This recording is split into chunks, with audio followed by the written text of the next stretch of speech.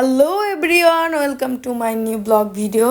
আর আজকের ভিডিওতে কি দেখাবো তা তো তোমাদেরকে আমরা শুরুতেই দেখিয়ে দিলাম। তো আমরা যাচ্ছি রথযাত্রায়। তো প্রথমেই চলে আসলাম আমরা আঙ্গিনার গেটে। এখান থেকেই আমরা রথের সাথে যাব। আর আমাদের আঙ্গিনার রথ কিন্তু সকালেই চলে গেছে। আর এখন আমরা যাব ইস্কনের রথের সাথে, যেহেতু ইস্কন মন্দির আমরা ফেলে রেখে এসেছি।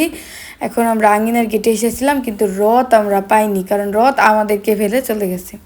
তো এখন আমরা একটা রিকশায় করে রথ ধরার চেষ্টা করছিলাম, কিন্তু রাস্তাঘাটে এত বেশি জ্যাম হয়ে গেছে, তোমরা দেখতেই পেলে আমরা এগোতেই পারছিলাম না। আর মানুষও কিন্তু আমাদের সাথে এগোচ্ছিল, তোমাদেরকে দেখাচ্ছিলাম। দেখো রথের পিছে কত দূর থেকে মানুষ ছিল। যারা ফরিদপুর শহর চিনো তারা কিন্তু জানো যে কত দূর থেকে মানুষ আসছিল।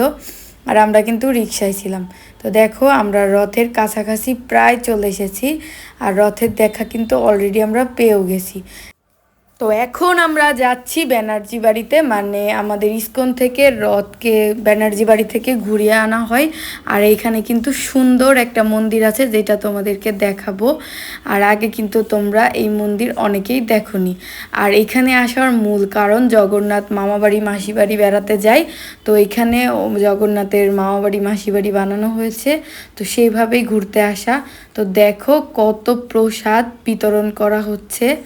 তো অনেক ভালো লাগছিল যে অনেক দিন পর এরকম একটা দৃশ্য দেখতে পেলাম। আর প্রত্যেকবারই কিন্তু আসার চেষ্টা করি, কিন্তু হয় না। আর রথে কিন্তু আমি আসতে পারিনি, উল্টা রথ, এটার নাম উল্টা রথ। উল্টা রথে আমি আসলাম, তো ফিরতি রথও বলে অনেকে। তো তোমরা তো দেখতেই পেলে মন্দিরটা কত সুন্দর। এটা কিন্তু ব্যানার্জি বাড়ির মন্দির, ওই যে পিছে দেখতে। তো এরা ছিল আমার বোনের ফ্রেন্ড, ওরাও এখানে এসেছে। তো ওরা আমার ভিডিওতে হাই দিয়ে দিল, তোমরা দেখতেই পেলে। তো এখন জগন্নাথ দেব রেডি, মানে এখন ওনাকে আবার ওনার জায়গায় ফিরিয়ে নিয়ে যাওয়া হবে। তার জন্য পোড়া রথকে আবার সুন্দর করে গুছিয়ে ওনাকে তৈরি করা হয়ে গেছে। আর এই যে রথের দড়ি টেনে নেওয়া হবে, এই দড়িও রেডি। তো এখন আমি বাইরের দিকে চলে এসেছি, কারণ আমি ভিডিও করব। আর দেখো মানুষ, কি পরিমাণ মানুষ তোমরা প্রথমেই দেখতে পেয়েছো। আর চারি কোণা দিয়ে কিন্তু মানুষ মানুষ রাস্তা দিয়ে না যেতে পেরে মাঠ দিয়ে নেমে গেছে। তো এখন মানুষের সংখ্যা কিন্তু কমছে, মনে হচ্ছে বাড়ছে কিন্তু কমছে, কারণ এখন অনেকে ফেরত চলে যাচ্ছে। তবুও দেখো কত মানুষ রয়ে যাবে, তোমাদেরকে একটু পরে দেখাবো। আর এখন প্রায় সন্ধ্যা, মানে একটু পরেই সন্ধ্যা লেগে যাবে। তো এখন আমরা একটু বক্সের কাছে যাব।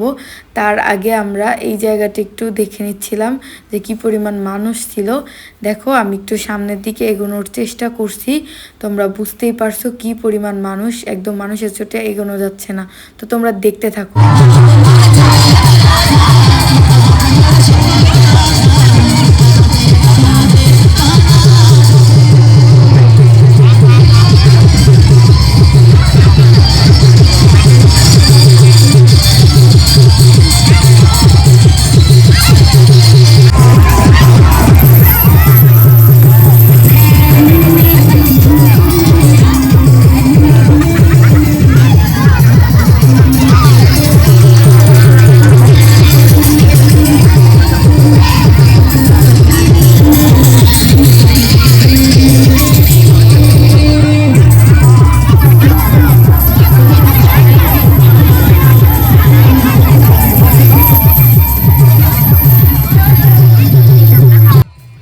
তো দেখো সবাই কত মজা করছিল।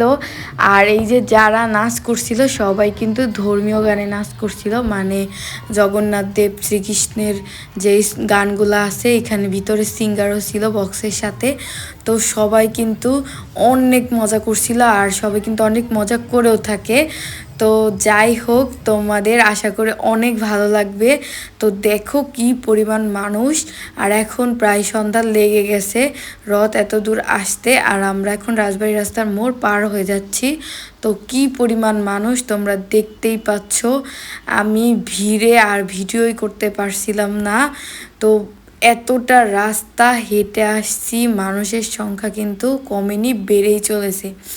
আর এত ভালো লাগে জানো যে আমাদের এত মানুষ, আমরা এত সুন্দরভাবে একটা অনুষ্ঠান পরিচালনা করে থাকি।